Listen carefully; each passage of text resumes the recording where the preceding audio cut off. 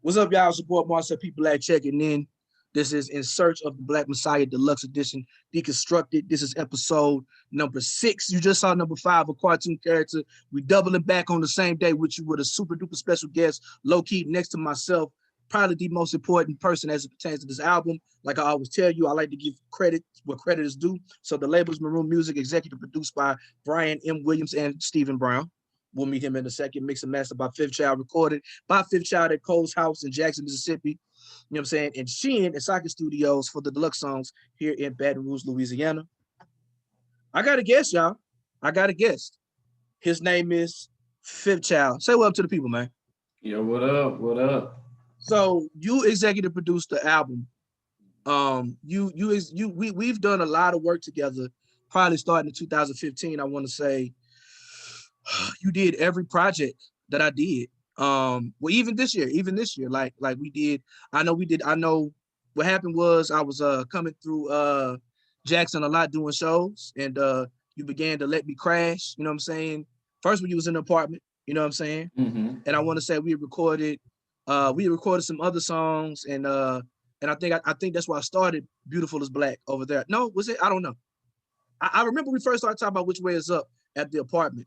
I don't know if I did my first draft of Beautiful is Black at the apartment, but I know I did the 7 EP by your house. That was 2017 for sure. 2018, I began In Search of the Black Messiah, as well as For the Culture over at your house, what have you. And that bled into, that was an 18-month process, starting in 2018 and going into 2019. And I came this May. Y'all snuck out during the pandemic, and I did Angry Black Raps. And there's other songs I did that got scrapped as well. But so we worked a lot. Everything after not everything after Black Collar, huh? Everything after Cry Freedom. Everything after Cry Freedom. Everything after Cry Freedom. Cry Freedom here? No, I did. Okay. That's when I was still recording with Trey, when Nuance World or what have you. But then he lost the studio. He just he started getting on more of his artist grind, and it just made sense. Like at one point, I'm in Jackson 8 times a year. You know what I'm saying? You know what I'm saying? So I'm there, like I'm honorary Jew and things of that nature. But look, so like I said, he's an MC, he's a producer, he's from Jackson, Mississippi. His name is Fifth Child. The first question I like to ask every single time I have somebody as a guest is, do you remember how we met? I would assume we met at Dreams. That's incorrect. I would assume. That's incorrect. That's incorrect? We literally just talked about this 4 days ago. It was Dreams. It wasn't Dreams. It was, I told you, I'm going to tell you. It was May 14th, 2011, Suite 106. It was the exchange program. Wow, yes. I remember the flyer and everything. Pine Infamous, he had Me, Truth, Slankster Hughes, Lyric Hill, and Dapper was supposed to come. Dapper was on vacation or something, but I came. The cover was a boombox and it had like red writing on it. No, you talking about, that's the flyer for Recognize the Real Part 1. When Nas holding the boombox. No, not that one. There was this, because Recognize the Real Part 1 was at Howlin' Mouse. I'm not talking about that one. I know, but that's a flyer. The one we talking about is called it's Exchange like a Program. Gray background? No, it has like planes and shit. I don't know. I'm gonna dig it up and put it on my Instagram. But like I see this, I saw it. It didn't have a boombox on it. I know that for sure. The boombox one is Nas holding a boombox. Anyways, all I can say. So look, I can remember, and I'm gonna tell you why I remember how I met you, because you're right. Your dreads were nowhere near as long as they are now. You had glasses on, and you walked up to me and like, "Yo, you Marcel P. Black," and you was the first person ever in life that I went out of town, they recognized me, they walked up on me, and I felt special. Because at the time, like, I was making my name in New Orleans, but I was the young buck, you know what I'm saying? Like, of course, Truth is the OG, you know what I'm saying? Of course, Slang was popping with all this live band stuff and doing Uniquity, and Killer's the OG. So like, I'm the Baton Rouge guy trying to get it where I fit in. And so I was honored to even, like, they put me up first and everything. Like, that's how much of a young punk I was, you know what I'm saying? And I was honored to even like be, catch that ride out there with him. Man, we got pulled over and everything coming up between Hammond and Jackson, you know what I'm saying? But But so so you came up to me, you're like, hey man, you Marcel P. Black? I was like, oh shit, somebody know who I am. You know what I'm saying? So like, you know what I'm saying? That was cool. But that was a real cool show. And just over the years, man, like, you had put out a lot of music, and I got into your stuff right around the time of Fifth Child, the album, like when I really started being aware of your music. You know what I'm saying? And that's when I became a Fifth Child fan. And the Jay-Z sample. This is what you call a mixtape, nigga. That was the yeah. Oh that, yeah. You know what I'm saying? That was the joint. I was okay. Yeah, I gotta be this nigga friend. This nigga nice, bro. You know what I'm saying? How many albums you got all together, man? There are 8 right now. Eight actual albums. If we're not including like instrumental albums and joint projects, 8 solo albums. Yeah. And how many EPs? Including at least 2 or 3 EPs. If you're talking about joint projects too, it's another 3 of those, and like 4 instrumental albums. So we about what I got? I think I have 9 EPs, and I have 9 EPs, and I have 4 albums. 5 if we include the re-release. You know what I'm saying? But it has new music on it, but it's a re-release. And then of course we had the compilation joint. So we got a lot of work, man. You've been putting it down for a long time. I remember Mr. Floyd was telling me about you was like the secret weapon in the ciphers that your brother used to bring out. Yeah. And your rap name was Adolf Spittler. This is what we're doing today? Oh no! I want y'all to be funny. I'm just saying. You did ask me if there was anything you couldn't ask, right? My bad. I'm sorry. My bad. I mean, that was your rap name. My bad. I apologize. Look, yeah, I ain't gonna lie to you. Yeah. So a Jackson vet. I started bringing you to Baton Rouge, 2012, and you come out. We rocked at Country Rap Tunes event, Hip Hop is Alive events, Rap is Alive events. You know what I'm saying? I had you at Spanish Moon. You did for your favorite Flow Alumni, Club Culture, Northgate before it closed down. Like, bro, you like so like, yeah, like you've really come through, man, and like really made your presence known, man. So yeah. So I want to get we're going to get more into our relationship or what have you, but I want to play some of your art because I say this to you. I talk about you all the time, but like you are one of my favorite artists. Like I don't like when I talk about underground hip hop, like I'm not even big on who sold how many records or whatever. I'm big on the culture and like seeing you work and being in your workspace, seeing how you mix and master, you engineer, how you rhyme, like watching you pick up new instruments has always been super duper dope. So in 2017, I want to say, right? You dropped the album called My Conversations with God. My Conversations with God. This is the album that I feel like I should get some type of credit because I told you for years you got this spiritual themed album that you're working on, and then you know what I'm saying, this is what you came up with. But this is a record you did from the album with here, and I'm gonna play a video for it. It's called The Results. You know what I mean? To let people know what exactly how you get down. The directors are from Louisiana, by the way. Oh yeah, the Dark Brothers, right? From home, Dark Brothers. Yeah. The cats who do all stuff for silence. Derek Dark. Yeah, they do all stuff for silence, right? Mm-hmm. Yeah. Indeed, from Homer. Shout out. That's down in that water right there, boy. Right. All right.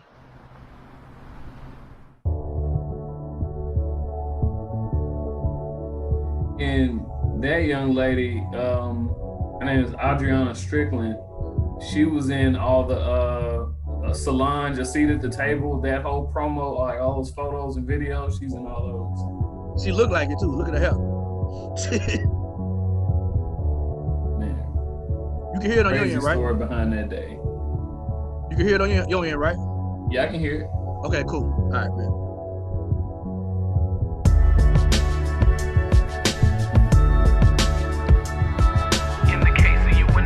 You told me you would never leave my side. Results have determined that's a lie.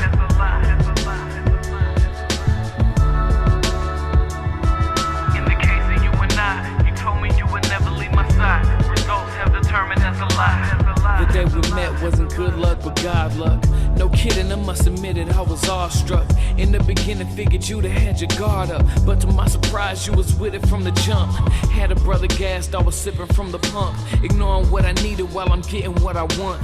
Planted on my pivot, case you flip and pull a stunt. Try to throw me for a loop, catch me slipping like a chump. Still, it felt different, one could quip it was a hunch. Premonition, you could get it, plus I'm gifted in the front. Tension so thick you could cut it with a machete. Put the slices on the plate and feed the nation till they heavy. Skip the back and forth and let you know that I was ready. Soft kisses on your neck to convince you and blow the levee. Waves rushing whenever me and the bay crushing. Keep it floated by the beach, indeed it gets deep, Don't worry, baby, it's okay. I'll be there for you. In the case of you and I, you told me you would never leave my side. Results have determined that's a lie. That's a lie. Don't worry, baby, it's okay. I will stay with you. In the case of you and I, you told me you would never leave my side. Results have determined that's a lie. That's a lie. The streets watching, walls talking, but I'm deaf and blind. Afraid of getting left behind and losing you a second time. I brought umbrellas with a rainstorm, a second line, cause I done missed blessings, expecting to get an extra sign. Tried to make a home for you, showed you the sketch designs, opened up the doors, I just wanted you to step inside. To be correct, I was obsessed with your aggressive side. Address all your regrets, so maybe we can stand the test of time. Love for your present got me muted to your past. If we're moving too fast, then it's cool to pump the brakes. There's doubt in your tone and confusion in your taste. Screw the mistakes, let's do what it takes to make it last. Cast your fears in a fire, let it burn. Feelings have been invested, cash in on your return. You win some, you lose some, depends on what you learn. I'm willing to do the work, when it's you I gotta earn, babe. Don't worry, baby, it's okay. I'll be there for you.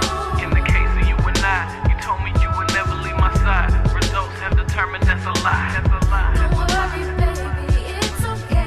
I will stay with you. In the case of you and I, you told me you would never leave my side. Results have determined that's a lie. What's the worst that can happen? The endorphins tend to morphous, causing chemical reactions, forcing our course of action. Exploring each other's temples when horny for satisfaction, giving temporary ease and a permanent distraction. To make it plain, your image lodged in my brain. Feel it twitching in my lips every time I say your name. Your disappearing acts put shame to David Blaine, and I fade to black knowing it'll never be the same. Don't worry, baby, it's okay. I'll be there for you. In the case of you and I, you told me you would never leave my side. Results have determined that's a lie. That's a lie. Don't worry, baby, it's okay. I will stay with you. In the case of you and I, you told me you would never leave my side. Results have determined that's a lie. That's a lie. That's a lie. In the case of you and I, you told me you would never leave my side. Results have determined that's a lie. That's a lie. That's a lie. In the case of you and I, you told me you would never leave my side. Results have determined that's a lie. That's a lie. That's a lie. That's a lie. That's a lie. That's a lie. Man, I got so many stories about that video. The video, the song, all this, man. Give us More one. of Give that us is a story. real than you think. Is there a piece of the story you feel like sharing that you feel comfortable running with it? The story. So I had the concept of the video before I had even written the song. Mm. I was at a conference for work, and we were staying in a hotel, and like I couldn't sleep, so I just had some beats playing on my phone, and it's like 3:00 in the morning, and I mean the whole video, everything about it is mapped out to me right there. Like God just put that in my mind. I just wrote all the details down in my phone. I knew that those were the visuals that matched the beat and the story that I wanted to tell with the beat. And then the story is actually a true story too.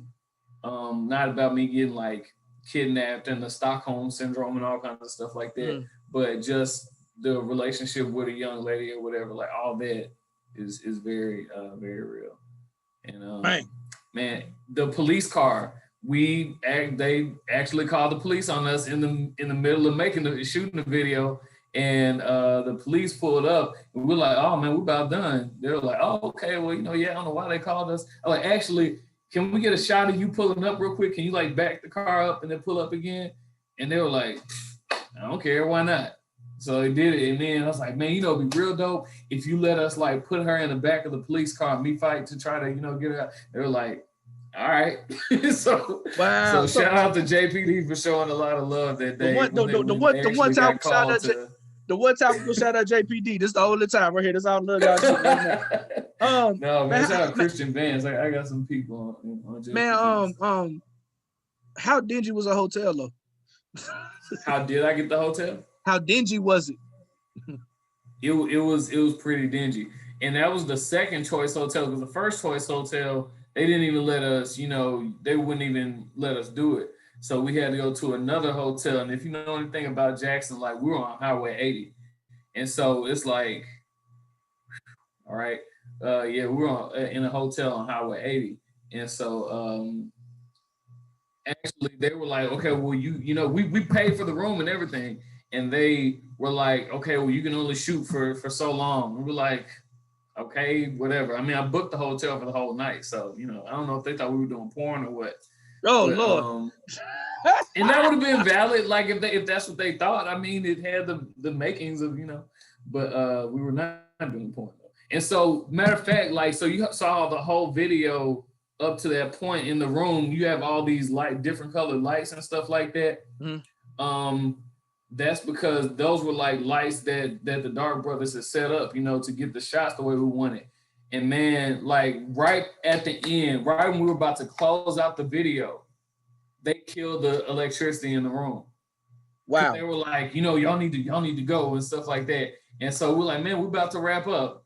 They killed the lights. So the only light we had was like, when they flicked them back on, it was just the light in the room. So for dramatic effect and like me snapping out of that dream sequence that she had me in, everything fit perfectly. Like that was definitely a day where everything that was supposed to go wrong or that could have went wrong did go wrong, but in the midst of that, we still got the video that we wanted. So that was God, man. And it came out dope, man. Like I told you, it reminds me of like, we Rockefeller heads.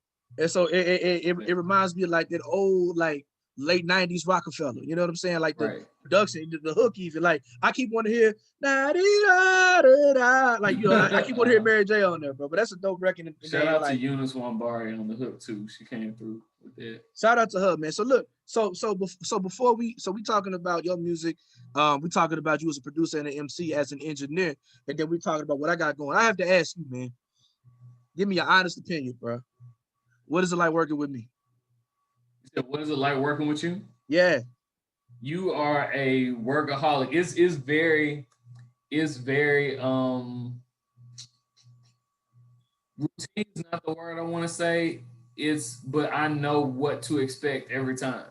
Mm-hmm. I know what to expect every time. I know it's like, we finna do 6-7 songs back to back. Like we finna run it because you try to make the most of the time. You know what I'm saying? It's like, we'll as soon as you make it here, we'll chop it up for a minute and I'll just like be laughing at a million stories that you got, and then when it's time to work, we both know it's like, all right, it's time to work. And we, get to it. Working until middle of the night. And then only thing left open is Chili's or Waffle House or something like that. Twin Peaks, baby. I don't know. Yeah. Like, and then Marcel be like, hey man, I'm trying to function, man. What's going on? You coming with me to the strip club? No, I'm not coming with you to the strip club. I'm not. Right. We always get the work done. Right. And I'm gonna tell you something else that I appreciate, and it's because we've been working together so long now. You also trust my ear as an engineer and as a producer, and I know that's not something that I take lightly because you're an artist who really knows what he wants to do with his product. You have a pretty clear vision, and to know that you respect my input enough to be like, I think you can do that take a little bit better. Or even if you you like the way you said it, just humor me and do it this way, and we'll just listen to both and see which one we like better. And just humoring me and giving me that kind of just respecting my opinion enough to even try it out, like that says a lot. So that makes our working relationship way more productive than 100%. Like I said, I'm a fan of what you do. Like I said, I see how you work, right?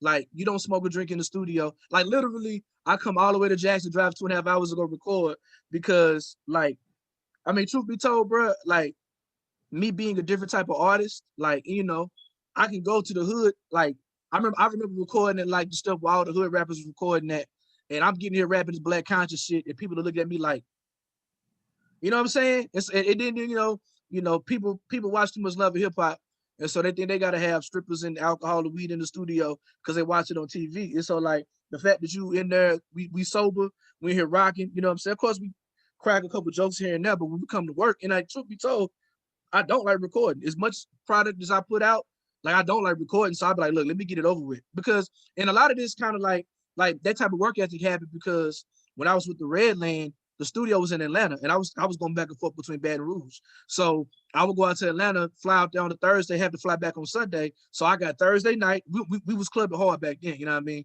But we would go to the club when we got there, you feel me?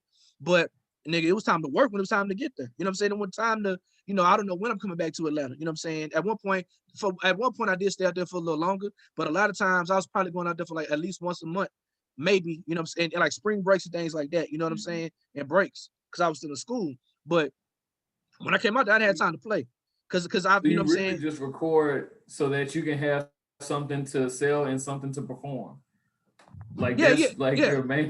No, I mean, I learned that so for me as a touring artist, you know what I'm saying? Like having music, like, look, I knew that I was gonna do a crazy tour with the album, Black Messiah album, but I knew it wasn't gonna happen early in the year.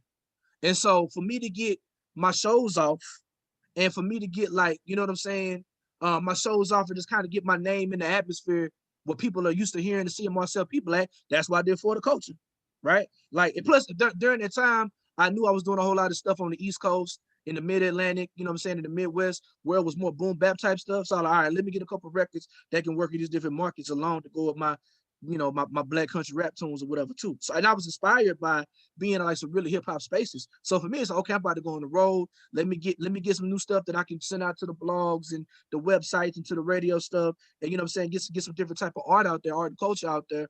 You know what I'm saying? So yeah, and so boom, do it and hit the road with it. Like, I mean, there's really no incentive for me to sit around and wait on somebody to like pick up old stuff. You know what I'm saying? Like, right, like, and you'll see, like, moving forward, I'm going to shoot a video for Principles and Standards, even though, you know what I'm saying, it'll be about 2 years old, but it's still a dope record if people like it. You know what I'm saying? Like, with streaming and the way music comes out, you know what I'm saying? Like, the rapper RJ Payne, like the rapper RJ Payne, I just got on him. I go to his title. He got a million songs. He got a million mixtapes up. But these are stuff is that he's putting new artwork on and re-releasing them that he did like in the 2000s. Yeah. Right. And it's dope, so it don't really matter. You know what I'm saying? So, like, we're not in the era of first day numbers anymore, right? You know what I'm saying? Like, oh, let's see what he did the first week. It's about working your project. So that's the reason why. So when you put stuff out there, like, literally, I put out, most people put out a mixtape to promote an album. I put out a whole EP with original music that can be published and sold, you know what I'm saying, and streamed and stuff like that or whatever. But this is a little free game for people that's listening. But yeah, man, like I said, like, you spoiled me, man. We started working together. We was at the apartment, and I love the way we work together. And like, I trust you because you damn dope. You talented as shit. Like, you know what I'm saying? And like, it's like I said, it's easy. And plus, like, I mean, boom, I stay at your crib.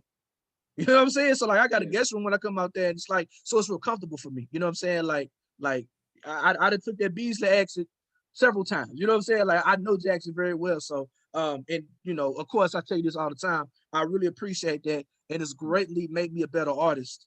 You know what I'm saying? Like, like, of course, your ear, but allowing me to like feel comfortable and not feel rushed and not feel judged, and you know what I'm saying? Like, just creating a dope environment to come record in, you know what I'm saying? And just kind of be like, really be an artist. I could take the business out for a little bit and really focus on just rapping. So like, it's been beautiful, man. We definitely had some, like, we did 7 in 7 hours total.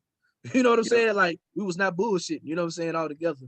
Boom. So let's get to this record we got together. So like I said, you executive produced, you know what I'm saying, and mix and mastered the whole album. You engineered all but 3 songs or what have you, because some of the stuff I did in Baton Rouge. But like, this right here, this was definitely our most ambitious work that we did together. This is Hip Hop is a Weapon. So originally, and that's so funny.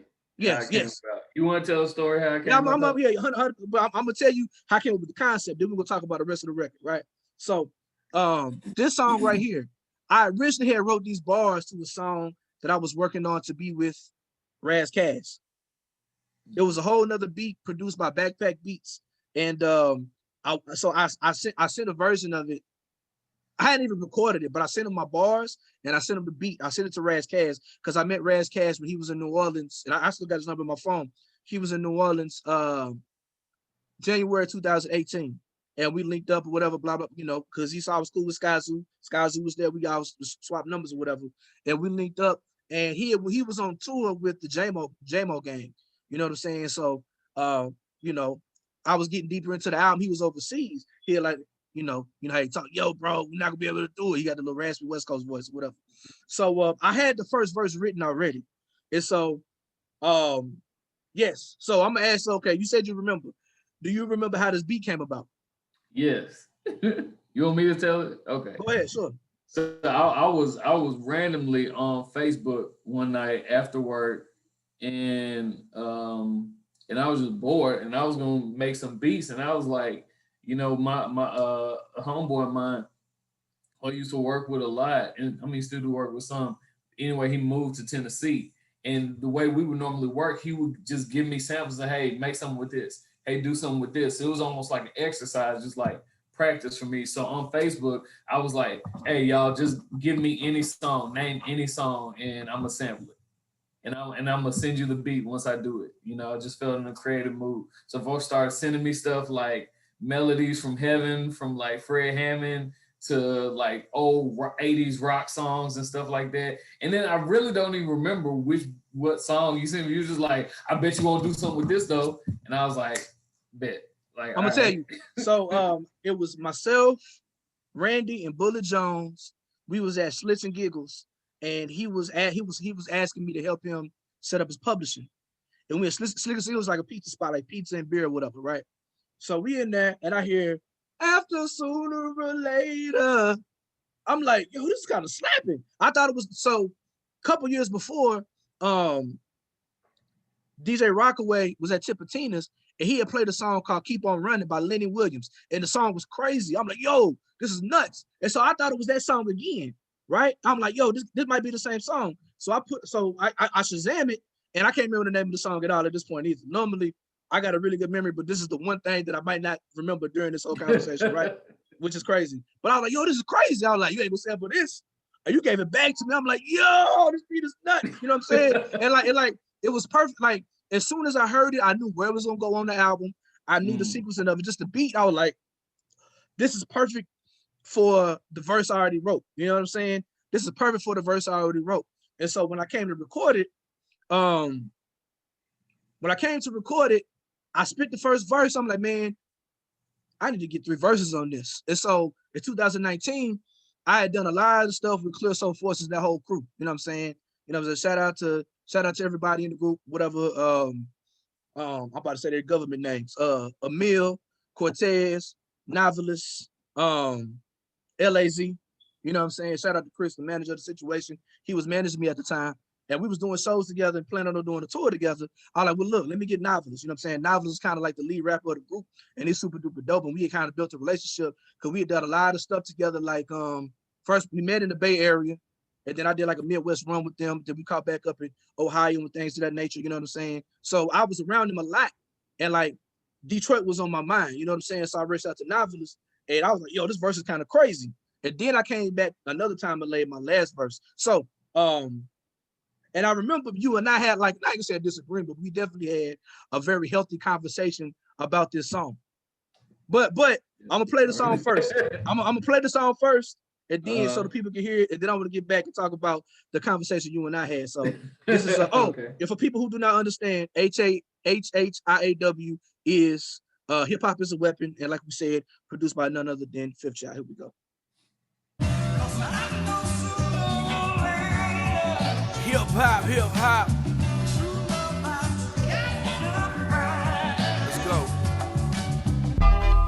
Let's go back to the essence, man. When the culture was a blessing, man. Where hip-hop used to settle beef in the streets, we did it all for props, a conduit for peace. Now raps uses tracks to trap youth, psychological warfare exploiting black youth. White supremacists be running these record labels. Why you think the music filled with all this black degradation? Same culture that stopped gangs in New York in the 70s is readily exploiting our pain. Make a nigga sell his soul for a little bit of fame. Slang that the pain for a wraith and a chain. Culture vultures have taken this black culture, made billions off our backs, so we stuck in this trap culture. Deep in the music, cause niggas is trapped, homie. Now I'm searching for true love and bringing a bag of homie like hip-hop is a weapon, can you tell me what you aiming for? You try to free the people or you blood sucking from the poor. If hip-hop is a weapon, can you tell me what you aiming for? If you really love her, why you always treat her like a whore? Hey, yo, check it. Who infiltrated our culture and never left? Cash on the table, it's a battle not to accept. So many nights we never slept. If hip-hop is a weapon, Mike's my imperial arms, it's life or death, check it. The inept catch a suplex by the intellect. I'm 10W30, rev your search engines up on the internet, The innocent Sega Genesis, mental cartridges loading and blasting for independence. The essence of the weapon, who would die for their penmanship. Peninsula lines, infinite rhymes, light of ignorance, but still dreams of pulling out of the dealership. The way my mind feels is a minefield, they live ill, ducking mortar rounds from ups and downs and a dirty crown. I'll be an underground king until I'm found. Hey yo, check it. Why the radio dictating what comes out of our children's mouths? Give them no auxiliary and let them search for their sound. Hip-hop is a weapon, can you tell me what you aiming for? You try to free the people or you blood sucking from the poor. If hip-hop is a weapon, can you tell me what you aiming for? If you really love her, why you always treat her like a whore? Hip-hop is my weapon of choice, I use my voice. Squeeze the 8-pound, either build or destroy. Countering conspiracies to kill black boys. Via message in the music, this is more than just noise. Major labels got stocks in private prisons, so it's no coincidence that they glorify killing.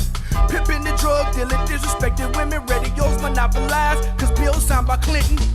All this ignorant nigga shit is deliberate. They bleed you when you hot, when you cold, leave you shivering. Promote your crimes and wax, get knocked, they indifferent. Now you got a toast, they exploit you, then they disappear. So I'm making the soundtrack, bringing the love back. For us biased to get about the trap. Rap music is my fully, I'ma always stay strapped. All to protect the main, I aim, squeeze a clap. Cause hip-hop is a weapon, can you tell me what you aiming for? You try to free the people or you blood sucking from the poor. If hip-hop is a weapon, can you tell me what you aiming for? If you really love her, why you always treat her like a whore?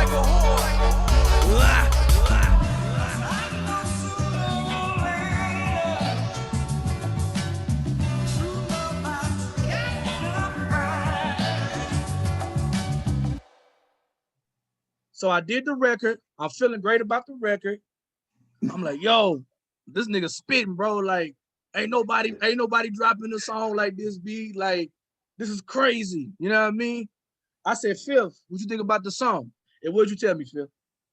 I'm like, why are you so serious, man? Like, why are you like take a day off, man? Like, just the beat sounds so fun and happy, like a dancing beat. It's like, you know, like talking about the revolution, like on this dance beat. So your exact words was, man, I was trying to get the first Boss Up People at Club record. Right. And I was like, nigga, I said, nigga, I already did Black Guy Fresh. What you want me to do? I said, nigga, I'm a conscious rapper. What you want me to do? Like, and I remember we went back and forth for a little bit about it until you realized that I wasn't coming off of it. And we just laughed about it. And so like this song was one of my favorites. Honestly, yo, I wish, you know, I don't know when I'm coming back to Jackson, bro. I want you to see this live. It goes over really well live. Like I leave the taking the love back. I leave that part in. And wherever wherever city I'm in, I do a dance to it. So when I was in Houston, during that part, I do the South Side. You know what I'm saying? I was about to say, you know, like a Cali dance, like a, you know. No, the South Side, like, no, the South, bro, I can really dance though. I'm a big nigga, but I can get busy though. You know what I mean? Like, word to Heavy D, you feel me? But no, like, so I do the South Side, like, you know, the South Side. when I'm in New Orleans, I do the Beanie Weenie to it. You know what I'm saying? During that part or whatever, like or whatever. I mean, I did the show in last year. There's a bunch of young niggas. I threw it up and I hit the whoa. You know what I'm saying? So like, it's just a cool thing that when I come back in, I'm gonna send you a video of it. When I come back in, I get like real hype or whatever. And then it goes over really well. And it took me. I did not add. I added that set after my tour because like, you know, like I rap really, really aggressive, but that song is not an aggressive rap song, but it's more upbeat. It's not. You know what I'm saying? It's not an aggressive at all, but like it's more upbeat than what I normally do. So I could do an aggressive slow song, you know what I'm saying? But I'm like, damn, I have to kind of keep my tone. I got to keep it tempered. You know what I'm saying? I can't just like go. I have to make sure I'm more sharper and clean vocally, but it's still, you know, it's a lot more going on with the beat because of the hats and whatever. So I was intimidated by adding it to my set for a long time, and you know what I'm saying? I had to wait till I was good and in shape. You know what I'm saying, to make sure I'm able to do it. But like it became like before COVID, man, it became like a mainstay in my set. But so the inspiration behind the record, man, you know, I'm a huge student of Dr. Jared A. Ball. You know what I'm saying? He's a professor at Morgan State in Baltimore, Maryland. He is super duper left wing hip hop radical.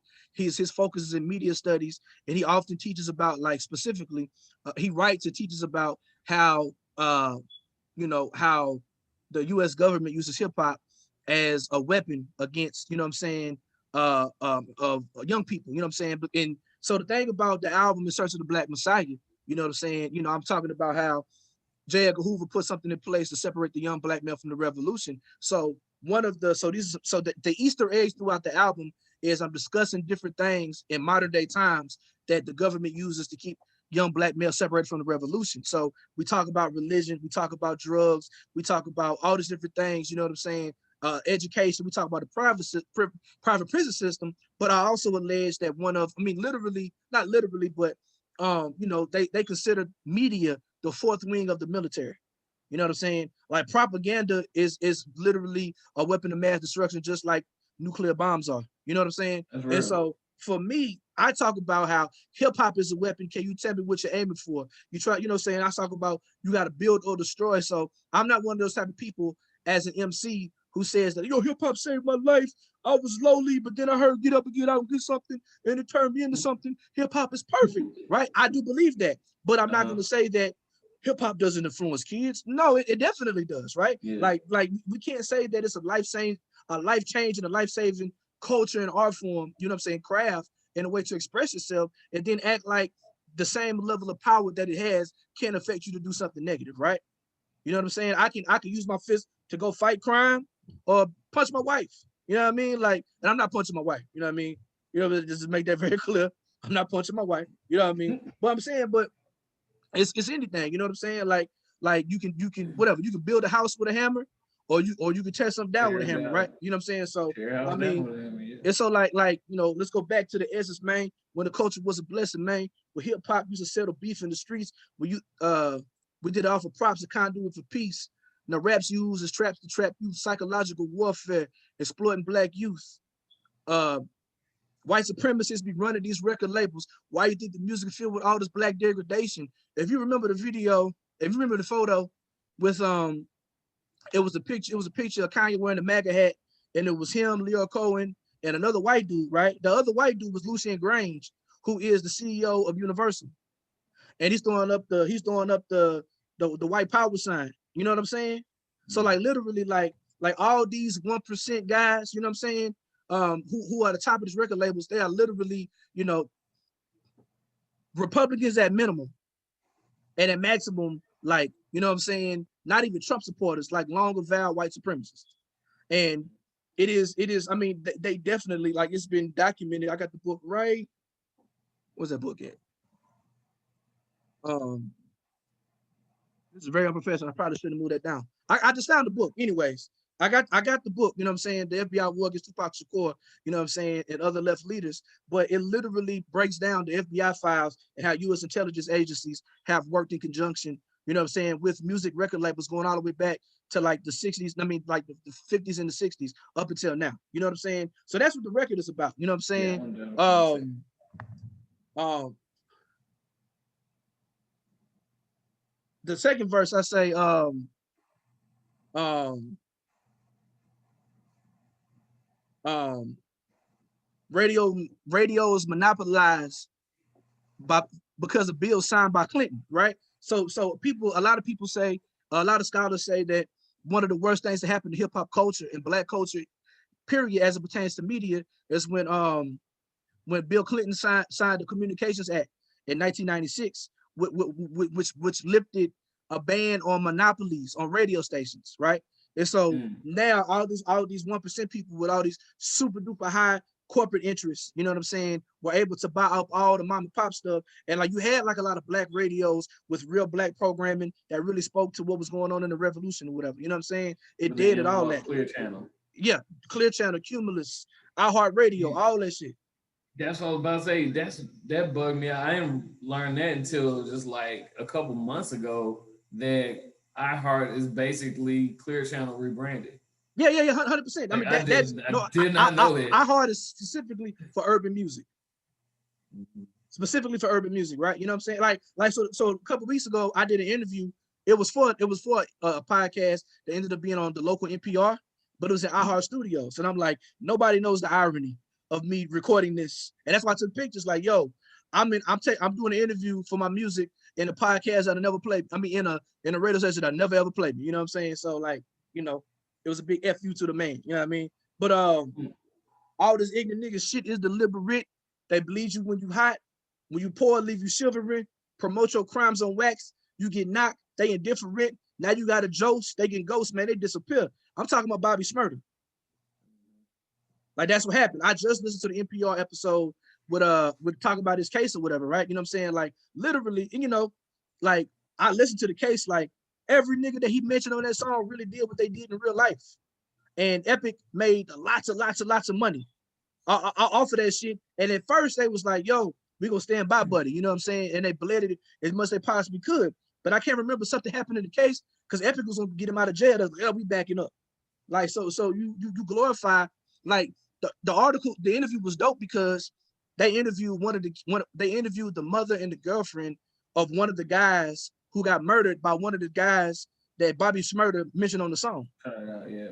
You know what I'm saying? And so it really, so to me as a person who always felt like this dude really is a young gangster and Interscope really is, Epic Records really is exploiting this young boy. No, they really was exploiting murderers. You know what I'm saying? And so it even furthermore put it in perspective in terms of the power of hip hop. We doing the smutty dance and like literally Bobby Shmurda is rapping, shouting out killers. You know what I'm saying? Who was freshly murdering people, actively murdering people at the time, man. And so hip hop can lull us to sleep sometimes. That would have been. I feel like that'd have been Tay-K if the labels could have got to him before the police did. Yep, Tay-K, this YMN Melly guy. You know what I'm saying? Mm-hmm. All those other type of people. You know what I'm saying? Yep. All these dudes, bro. Yep. I think the most egregious example of like anti-blackness ever. One of the many egregious examples of anti-blackness in hip hop comes from Dej Loaf. That Try Me. She says, I really hate niggas. I'm a Nazi. Right? Like, she was signed to a major label. Now, I'm not one of those, the Jews run the music industry guys. I'm not those guys. But we're not going to act like a lot of Jewish people aren't in music business. That, you know what I'm saying? The fact that none of these Jewish executives who are at a major label, you know, the fact that y'all let this slide and let it be said loud and proud on radio. The fact that the ADL, they probably be on my head, but I'm gonna say it. They wasn't on her head about it. Like if she said, if she really said, I really hate Jews, I'm a Nazi, she would have never made it on the radio. You know what I'm saying? I really, you know, like, but she said, I really hate niggas, I'm a Nazi. So like, we have to really, really pay attention. Just like when Future, like, we grew up in the early 90s before all the sponsorships, you know, when it was kind of taboo to like kind of have your brand associated with hip hop. And you remember like they would have different brand names and it would be blurred out. Yeah. It wasn't until more money got into hip hop that they felt comfortable putting their brand's name in because they was making money out of the situation. So with that said, in order for Future to call this mixtape Dirty Sprite, Coca-Cola had to say okay. In order for a Gucci Mane to call himself Gucci Mane, and now he's in Gucci ads, Gucci has to say, okay, in order for Rick Ross to call himself Maybach Music, Mercedes-Benz has to be okay with it. And all those guys, you know what I'm saying, that I mentioned, you know what I'm saying, they glorify a lot of negativity.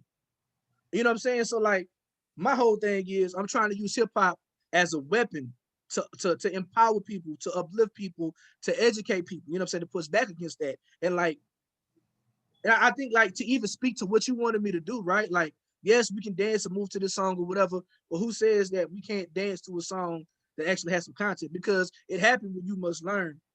You know what I'm saying? It happened with people used to dance to fight the power. Now, no times it's different, but like, and if you know anything about me, I'm going to do the different shit. Like I lean into the fact that I'm different from everybody else. So that was something I wasn't gonna budge on. Like, you know what I'm saying? Because I was, you know, on some like, bro, you are a multi-dimensional person. It's like, you know, and I as a fan, you know, want to hear the different sides of it. You know, like I want to hear like when, okay, I told you about the line in Umi Says, with most like, you know, sometimes don't want to be a soldier, sometimes just want to be a man. And it's like, dang, I feel that, you know? And so it's like, I want to know what that song sounds like. And the crazy part is that is what the song sounds like. Like, what you mean? Like this Marcel P. Black doing a song that you can dance to, but doing it his way. So you don't think I accomplished what you're talking about with Black Guy Fresh, or Black Guy Fresh still too conscious for you? Black Guy Fresh is no, I mean, Black Guy Fresh is pretty conscious, but I'm talking about. Okay, I hear about your like you being fresh and polo on songs.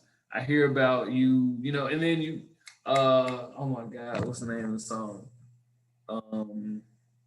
Not Hear Me. Not Hear Me. There was a song from, it's not this album, it was the album before it, about Black women. No, it's on, you talking about Live For Me? Live For Me. Yeah. Live For Me. Okay. Yeah. Yeah. I mean, I think I even said something when I heard that. And I'm like, okay. But see, it all I love the whole experience. I mean, for me, I mean, it's to me, it's about the story and the narrative, right? Like if we were in a situation to where, see, this thing about me, I don't make songs just to make songs. If we record some shit, 95% of the time, the shit coming out, right? And it's going towards a project. I'm a storyteller. I think a very, very particular way, right? And so like you know, and there is songs that I did not use that I recorded because it just wasn't coming together. But like, I never just say, hey, let me make a club record. Like I'm very, and the reason why is because so many niggas do that. Mm-hmm. You know what I'm saying? Like I don't like so many rappers just make music. You know, of course you make however you feel, however you want to express yourself, right? But so many rappers, you know, they try to make a club record just because they think that's what people really want to hear, and that's cool. And I'm not saying it's not, but I can tell you as a person who tours all over the country that I do no club records. You know what I'm saying? I do 0 club records, and I still stay booked. And even my gangster shit is hard. Like people dance to it like trap hop. I got That's boss. what I was about to say. I was about to mention trap. I'm saying like I got boss niggas. I still get busy with it, like whatever. But I mean, so look, what we're talking about now, you guys, this is the conversation we had in the studio, right? And I definitely think, like, you know, at the end of the day, I feel like I won. I feel like I made the right decision. You know what I'm saying? You know what I'm saying? I feel like, I mean, the song was really dope. And big, I mean, I can't break down this verse, but big shout out to Novelist, man. He killed it. Like he killed it. Like he used, you know, I talked about, like, I'm a real person, place, a thing, right? So I'm literally talking about Jawanza Kunjufu, you know what I'm saying, countering the conspiracy to destroy black boys. And I'm talking about all these different things. And he's using fucking video game and wrestling metaphors to talk about hip hop being a weapon, which was incredible. That's who he is. He was the best of who he is. I was the best of who I was. And it came out to be a really, really dope record. I love it, man. I love it. Like, you know, one of these days I'm gonna get a full project, you know what I'm saying, executive produced and like literally produced by Fifth Child. That is definitely on my bucket list. So before I go, is there anything, where can we find you on your social media? Where can we find you at? What's your website, your Bandcamp, so I can show the people while we up here? FifthChildMusic.com. I already got it pulled up. FifthChildMusic.com. And everything as far as social media is at Fifth Child Music. That's called linear marketing. Putting all your stuff, same handle. You can find on anything. So you got, so look, if you need beats, y'all, if you need beats, like as you heard that beats, you know he got that work. You know what I mean? You see, he got beats. He got beats.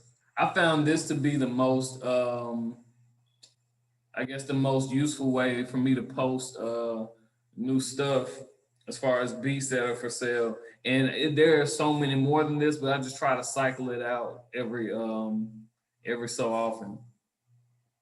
I just find this more useful in my opinion than like BeatStars or hosting on somebody else's site. I can just like interchange stuff as needed. Good stuff, y'all. Good stuff. Good stuff. You go to the store. And custom make stuff too. Definitely. Custom made. He'll get you exactly what you need to get. It's stuff that we did years ago. You know what I'm saying? That we did years ago. If I need a show track from him, hey man, I need a show track. You know what I'm saying? His store. He got vinyl for the last album. He got t-shirts. He got physical CDs, got buttons, wristbands, keychains. You got any more of your beanies up there? The Fifth Child beanies? No, not yet. No, okay. I haven't. You know what I mean? The listen button.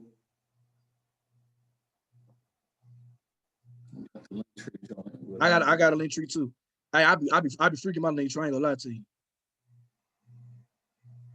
Like real talk, when people say link in my bio, if it ain't a link tree up there, and I ain't mentioning. I'm not. You know what I'm saying? And so if you want to enter the site, it's the full site. I mean, he's done some incredible stuff, man. Film scores, movie scores, commercials, doing stuff for the Mississippi Broadcasting Company. You know what I'm saying? Like, just incredible work, man. Incredible artist. Like I'm saying this is my friend, but I'm definitely a fan. And you know what I'm saying? And I definitely appreciate the relationship that we've built over the last couple of years, man. It's been an honor and a pleasure. I'm gonna pay my bills too.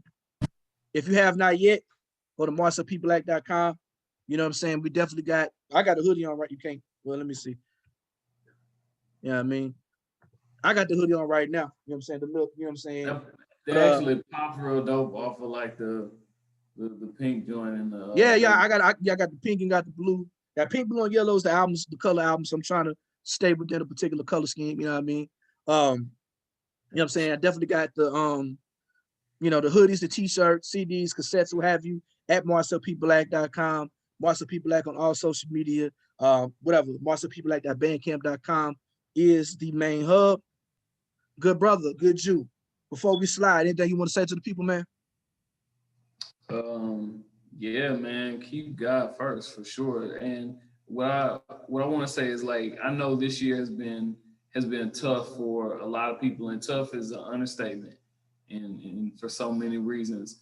But there's also been like some tremendous blessings for a lot of people in the midst of it too. So there's gonna be some things, like I said, people that are taken away from us, and jobs and careers and all sorts of losses. But in the midst of that, don't let that be the narrative that controls everything. If you know there have been some huge W's for you, and your story, your wins actually inspire others too. So just keeping in mind, seeing it, at the end of the day, it is going to be about perspective, man.